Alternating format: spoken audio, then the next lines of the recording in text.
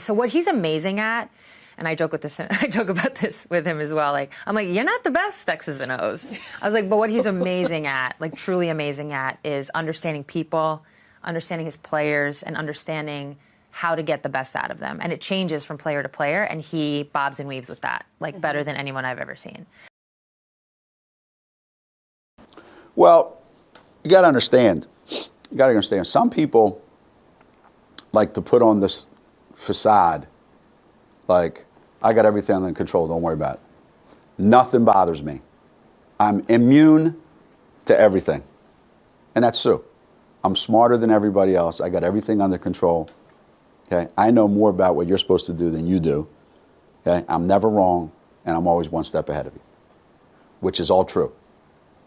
It's all true. Okay. However, nobody's a robot. So you hide those emotions all the time, those fears and like that. So late in her senior year, at the appropriate time, it all came out. And she got mad about an assignment that she missed. Kid scored, and she didn't have her hand up. And I questioned her on it, and I got on her about it. And naturally, she's never wrong.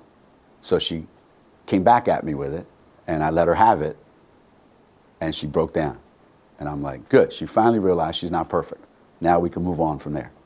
And then obviously she was the best player in the NCAA tournament. We won a national championship. It's a love-hate. I mean, I feel like everybody with their college coach has these moments. He's a pusher. And he really, he pushes you to places that you didn't know existed. But that's when you figure out what you're made of. And so it's hard to hate it, you know. But in the moment, yeah, of course, we always joke, like, we'd go to practice. It's like the worst, 2, 3, 4 hours of your life. And then you go back to the dorm room and talk shit. Yeah. Like, that's what, and it's funny because we've, obviously you get older, your relationship with your college coach changes because you're now adults. And we've joked with him a ton, like, listen, just so you know, like, all we did for 4 years was talk shit about you behind your back in our dorm room. And at the same time, I look at him and I'm like, and we know all you did in the coaches' meetings was talk shit about us after every single day. So we're on the same page here. But yeah, I mean, that was the kind of loss that, you come in the locker room and you're kicking and throwing stuff and crying and all kinds of emotions. I mean, I remember I went back to my dorm room, like, I couldn't even function. Right. Probably missed class the next day, sorry. Yeah. But you were so smart, you didn't have to go to class. I'm just kidding. Matter of fact, I'm surprised the professors didn't come to your dorm.